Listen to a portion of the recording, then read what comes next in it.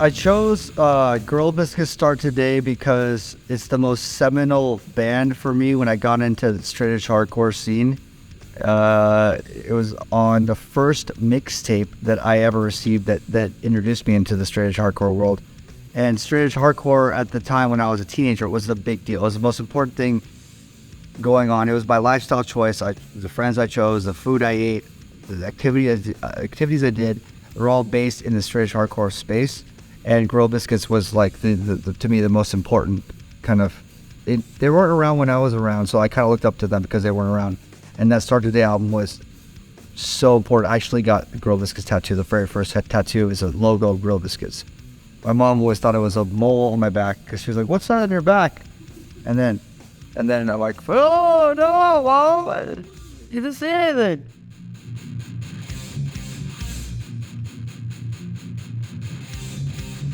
Shelter and Defensive Reality. Wow, what a great song. I mean, okay, so like there's Youth of Today, there's Shelter, there's Ray Capo's in both, and the guitarist, I forgot his name, but he's in both.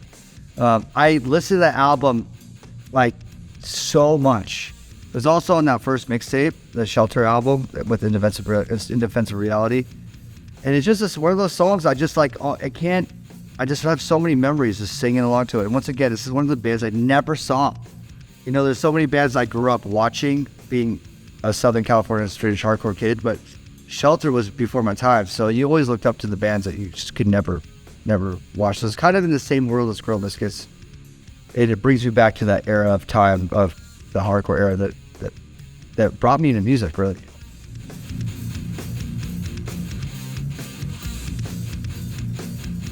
Avail Pinned Up. That kid. Now we're moving forward into bands that I actually did watch growing up, and this time I was a bit older than 15, 16 years old. I was 17, 18, 19, 20.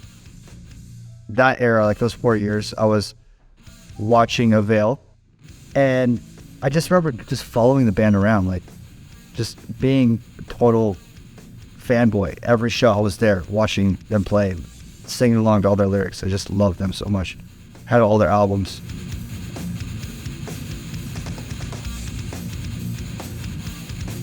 Bull Running Like Things. It's another one part of the bands that I never got to see. They're East Coast. Once again, East Coast hardcore kind of reigns supreme.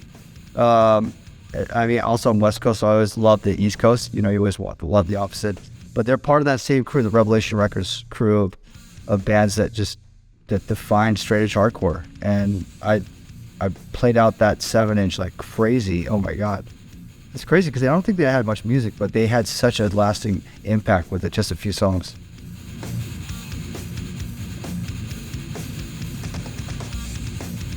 So they were around right when I started. I think their first single, that Firestorm single, came out in 92. I got it in 93.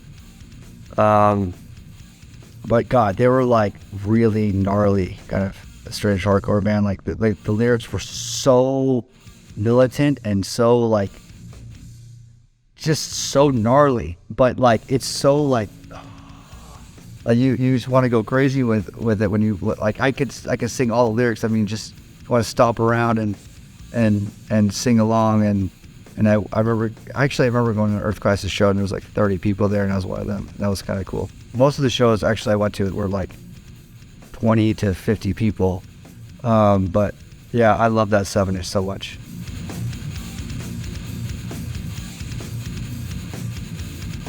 Refuse New Noise, we're going to fast forward this one. Refuse New Noise, that was, I think New Noise came out, this is a Shape of Punk to Come. That's probably around 96. Could be wrong, 95 maybe. Around that era in the mid-90s. And so they were around, they were from Sweden, so I actually never got to see them perform. The crazy thing is they were supposed to perform in my living room in Santa Barbara in Goleta when I used to do shows at the Pickle Patch. And I had a place called the Pickle Patch as a living room, and we had 400 bands play in our different evolutions of what the Pickle Patch was in different houses that were able to, make a space for bands to play. And I was looking forward to that show. And they actually like broke up on that tour. So it was really sad. But New Noise is one of the greatest songs. A Shape of Punk to Come, that album that it came off of, is one of the greatest albums of all time. Top 10 greatest albums of all time is that album for sure. And I actually got to remix New Noise. So I've done the official remix, the Steve Aoki and Bloody Beetroots remix of New Noise, which is epic for me, for my own, legacy of music, is to be associated and attached to that song, officially. And I remember in the late 2000s, after my song of Bloody Beetroots Warp came out, we dropped that remix, and it was just along the same lines of mashing this like hardcore energy and stage diving and crowd surfing and punk rock energy with electronic music, and it turned into this electro craziness that was happening in the late 2000s, and that remix was part of that.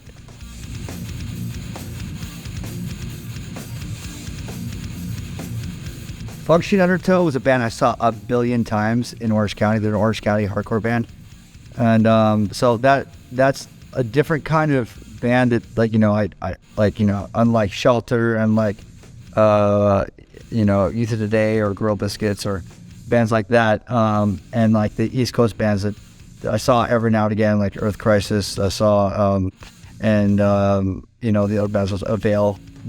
Avail is definitely part of a different world of hardcore, but Function was the local hardcore straight band that we'd go see all the time. But they're from Huntington Beach, and I'm from Newport Beach, and Newport Beach is always kind of like, in comparison to Huntington Beach, was always kind of like not as cool because we didn't have like all the big bands coming from our area. It was always HP hardcore bands. They're the ones that like blew up in our scene. So they were like one of the bigger ones at the time.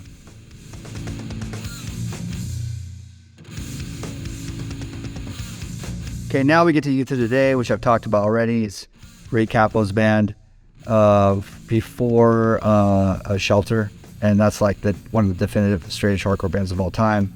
And put your X's on your hands and you just mosh and you sing along. Break down the walls. It's just, just self-affirming hardcore, straight edge hardcore. Just absolutely, definitive.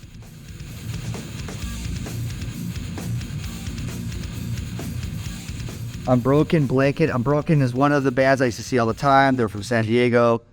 They were much darker than most straight edge hardcore bands. They wouldn't even call themselves straight edge hardcore. I think they stopped wearing their X's. I think they did at one point, and then they just were hardcore. But like straight edge hardcore bands were like very PMA, positive mental attitude, and then Unbroken were just dark hardcore. They were just like kind of like evil hardcore, and there's something about like that kind of darkness that's really cool about them, and I love going to see them play. I mean, they're just unbelievable as a live band. Such a fan of them. They're also Life, Love, Regret is one of the greatest hardcore albums of all time.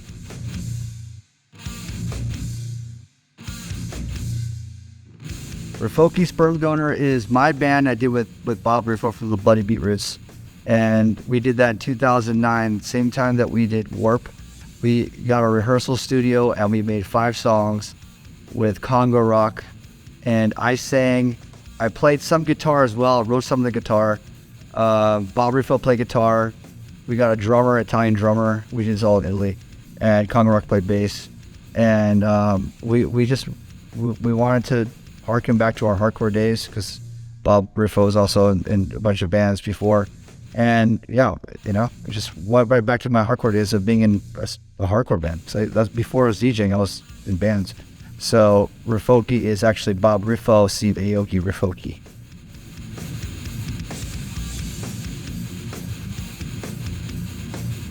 Envy is one of the greatest bands of all time. I'm just going to put that out there. They're from Japan. You need to hear about them. My first Japanese tours is because they actually said, we like you, we're going to bring you on tour. Without them, I would have never toured Japan. This is 1999. This Machine Kills was my band. We toured with Envy. We actually ended up releasing all the footprints on Dim Mak in America. one of the greatest albums. Absolutely the most beautiful, heartbreaking, heart-wrenching album.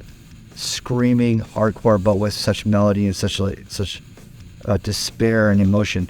And when you see them live, you just like literally want to melt into just tears because it's just like screaming and crying all the time.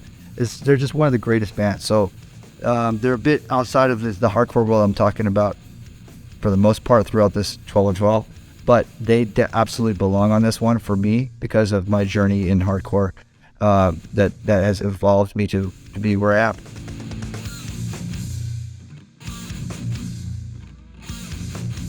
Okay, so I was gonna pick This Machine Kills, which is my main band I had when I was in college, and we actually signed an album to Ebullition, which was a big deal for us. We didn't sign, there's no signing, but we released an album on Ebullition.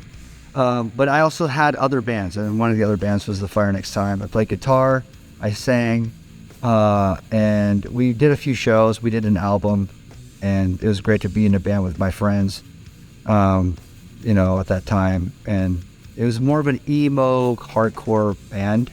It doesn't get much love because when people go back to my hardcore roots, they think of Esperanza 1, because that was another band I was in, and This Machine Kills. But The Fire Next Time gets not that much love. So I'm happy to give love to one of my smaller bands that I was part of.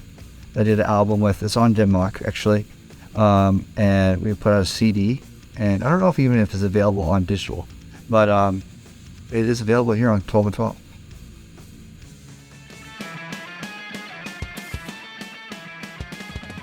That's it. That's my journey into hardcore. You get a glimpse, and that's just scratching the surface of the hardcore that has